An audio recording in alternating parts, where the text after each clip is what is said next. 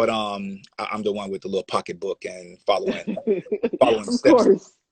So now you've opened Baye's Little Bakery. And I want you to talk about it's your online bakery that is very Southern focused to go in line with your savory menu.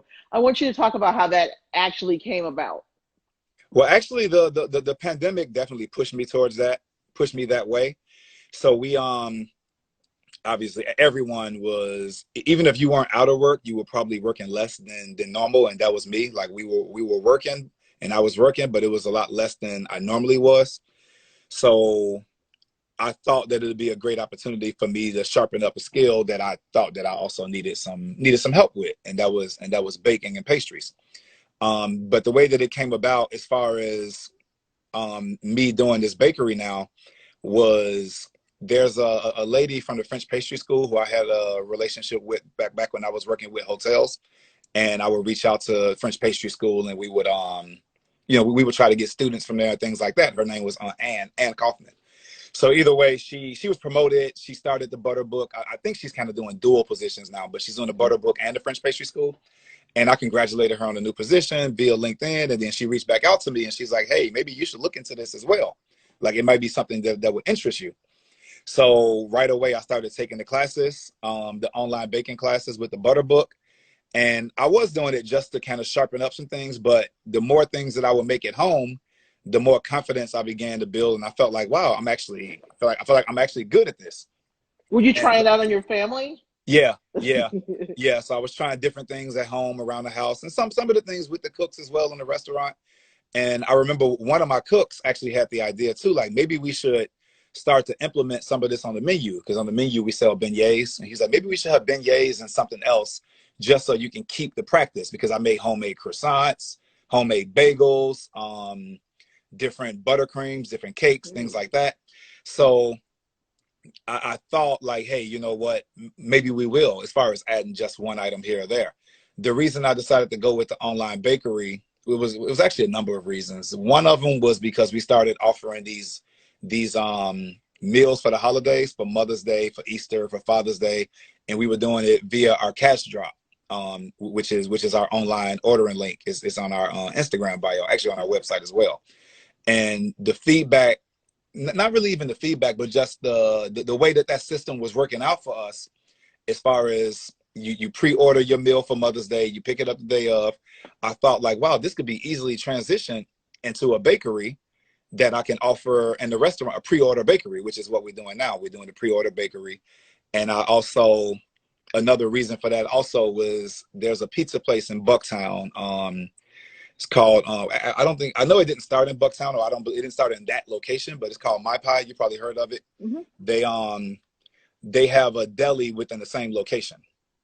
And I always thought that was a cool idea. Plus a good idea for entrepreneurs, like with a restaurant, especially now, like after the pandemic, we're like, okay, we have to do something to make up for the lost revenue that we've all had. So that's the reason why I thought like maybe if I ran two businesses out of one location, it would really help, because I don't have any extra overhead other than whatever labor and food costs would be involved.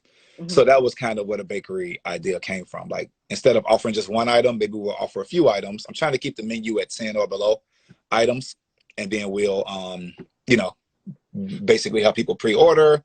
Luella's, we make everything from scratch. Everything's homemade. Everything's fresh. So I also thought that the bakery should kind of carry that same note. Like, okay, you pre-order the day before, we'll make it for you right there. There's nothing that we're making and freezing and things like that. So we're making it when you order it, and the next day you pick it up. What are some of the highlights of the menu? You said 10 items. What are some of the favorites? You Well, have some, actually, right? what's that now? You have some to show off, correct? Oh, I do have a couple of items. So the menu right now itself, we have 7 items, and we just added pecan pralines. Those were just added to the menu. But the items that have been the most popular have been, it's been actually 3 items. We have a cobbler, which is a blackberry caramel and sweet potato cobbler. Then we have a cherry pie. Right now it's cherry, but we're doing fried pies. Right now it's cherry. I'm just slipping my gloves on so I can show you. And then the other one, we have a butter pecan cookie with a brown butter cream. So what I had today, these are This is like one of the pies. So it's homemade pie crust, homemade filling, and it's a fried pie. So it's basically a hand pie, but we fried it for you. So as you can see, we're gonna use whatever items are in season. So we made like a homemade cherry filling, and then we made the pie. And it's been so far, this one has been pretty popular. And then we kind of ice it with the with a little cherry glaze. That one has been popular. I have to tell you, I actually had a cobbler to show you, and I'll still show you, but the kids kind of got to it. So I wasn't, I come downstairs and they already got to the cobbler. So they've been picking at this one. So it's a blackberry, as I mentioned, it's blackberry, caramel, and sweet potato cobbler. Wow. The sweet potato is a biscuit. One thing that I've been trying to, which I think I will kind of, for people who don't know, I will kind of educate people on moving forward with the cobblers, is I'm going to do a different type of cobbler probably every month. So this one is considered a grunt. Whenever you top your cobbler with biscuits, it's considered a grunt. It's called a grunt, but it's still a type of cobbler. Okay. The cobbler that I would say that we all know, the one that like peach cobbler, you can make peach cobbler with biscuits as well, but then it's going to still be called a grunt. But the peach cobbler, the way we eat it, meaning us Black people from the South, there's a pie dough, and that one is called a pandowdy.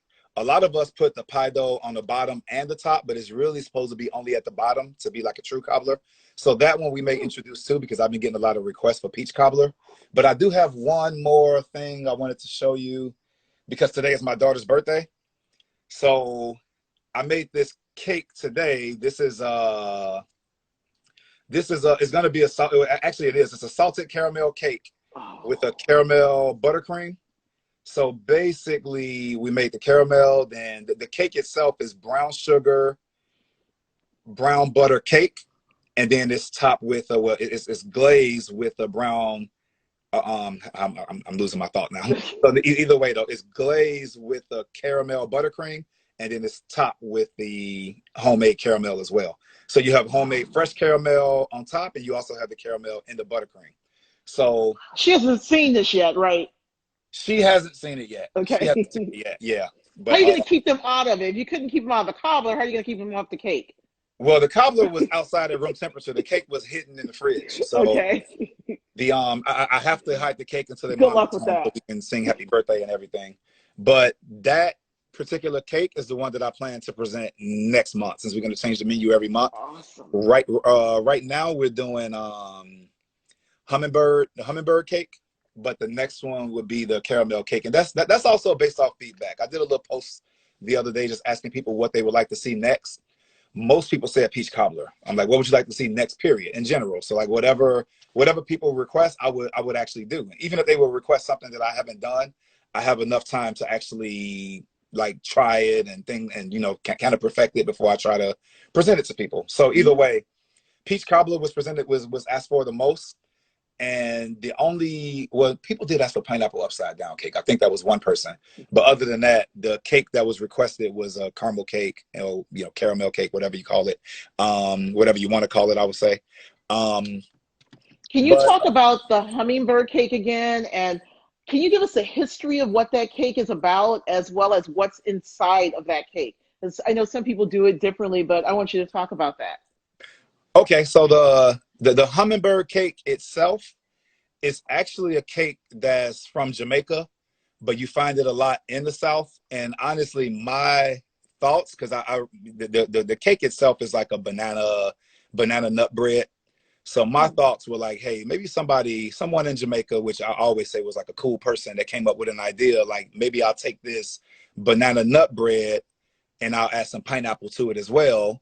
And I know the reason it's called a hummingbird cake is because that's the national bird of Jamaica. So they call it the hummingbird cake.